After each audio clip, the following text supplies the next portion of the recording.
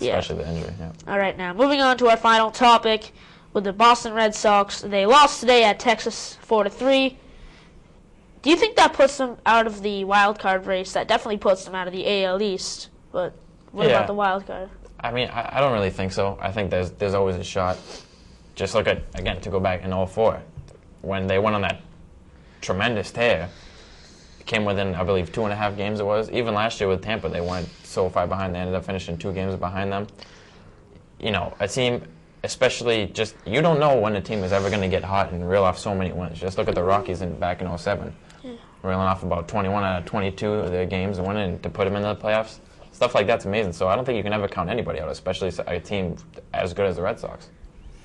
A team like the Red Sox we know is very unpredictable. I mean, 3-0 versus the Yankees in the playoffs. You got to be thinking there was something that drove them. They hadn't won one in '86, and they were begging that they were trying as hard as they could not to make it '87. Definitely. And as we know, they won 4 straight, then they won 4 more against St. Louis to sweep the World Series. Yep. Well, I think it's kind of weird. You probably won't remember this, but back in 2006 when the Sox had Alex Gonzalez as a real shortstop, they didn't make the playoffs, and now that they have him again as the shortstop, if they don't make the playoffs, then you're going to start thinking maybe this guy's bad luck. The what do you think about that? Curse of Gonzo, huh? But got to curse the curse the Bambino, and now it's what you got to curse the shortstop, especially after Cabrera left.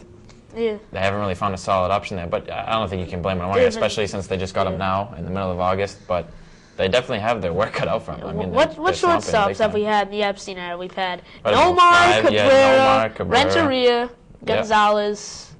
Just, you can just keep going down the list.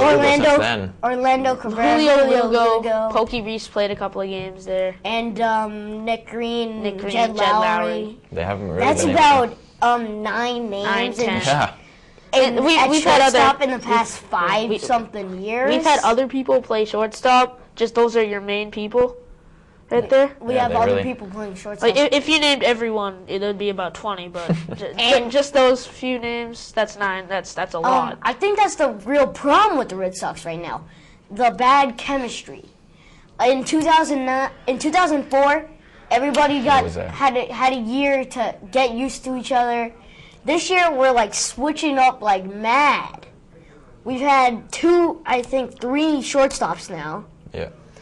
And I think that could be the reason we lose the AL East, but for the wild card, anything could happen. That's definitely a good point. Okay, now, well, Brian Vickers won the NASCAR Spring Cup Series at Michigan today. And now we're going to send it back to Connor Pertain and talk about Madden 10. For Chris Dugan and John Fulton, I'm Dan Shulman. Here's to you, Connor. Thanks, Dan. Right now I'm joined by Zach Farley. Zach, how you doing? Good. How you doing today? So one question about Madden 10 that a lot of people ask is, what are some of the new features of the game? Well, some of the new features are the online franchise mode, and then they just have kicked it up a notch to make it even more realistic than ever. Every yard counts in this year's game is the model, so it's definitely a pretty new and unique game. So they also added the Wildcat offense. How is the Wildcat offense in that game? The Wildcat offense in the game, which we'll see up in a little bit, is pretty unique. Your quarterback heads out to wide receiver, and you have the running back come in and take the snap. So there's a lot of good motion, and you can run up to, I think, 3 to 6 different plays. It's fun to see which guys take the snaps, what running back. You have Anquan Bolden take some snaps at receiver, so it's definitely a unique formation, and if you learn how to use it well, then it could be really powerful. So who's the best player in Madden right now? I think the best player in Madden, it's probably a toss-up. Peyton Manning probably gets the crown this year. It's usually between him and Brady, but with Brady's off year last year, out due to injury, they did knock him down just a few points, just to make sure he is back. So I'd say if you were going to start a team, you'd either want to go with Peyton Manning or Adrian Peterson. So how long have you been playing Madden, Zach? Well, I've been a fan of the series back in since 1994. I think started with Madden 94. It was a little different back then, but it's made some good evolution, and it's really become a strong feature. Big releases, and people really seem to enjoy the game. So final question, Zach. What do you like about the new Madden?